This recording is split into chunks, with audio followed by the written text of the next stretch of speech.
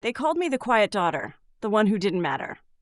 My name is Alara Sterling, and for 28 years, I watched my family treat me like I was invisible.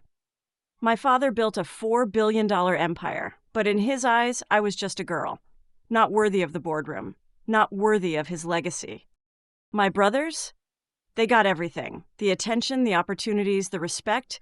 Meanwhile, I worked twice as hard for half the recognition. But on my father's 70th birthday, everything changed. I overheard them. My stepmother and my brothers, huddled in the study, whispering about changing the will, about making sure I got nothing. They didn't know I was there, standing just outside the door, my heart pounding in my chest. And then they saw me.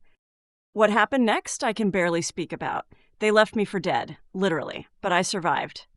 At my own funeral, they cried crocodile tears. A closed casket because there was no body. They thought they'd won. But here's what they didn't know. My father had already changed his will. He'd seen through them. And he left controlling interest of the entire company to me. $4 billion. Controlling interest. And a clause that said if anything suspicious happened to him, everything would be investigated. I spent months in hiding, recovering, planning, and I discovered something they never expected me to find. Embezzlement, fraud, years of stealing from the company my father built. So I walked into that shareholders meeting very much alive, and I presented every single piece of evidence. You should have seen their faces. My stepmother, arrested. My brothers, arrested. The executives they'd bribed, all of them, gone. I restructured the entire company, promoted people based on merit, not gender, not family name, merit.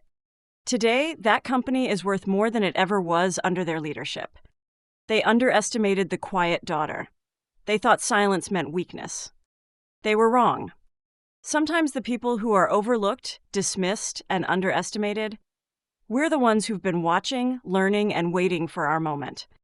And when that moment comes, we don't just survive, we rise.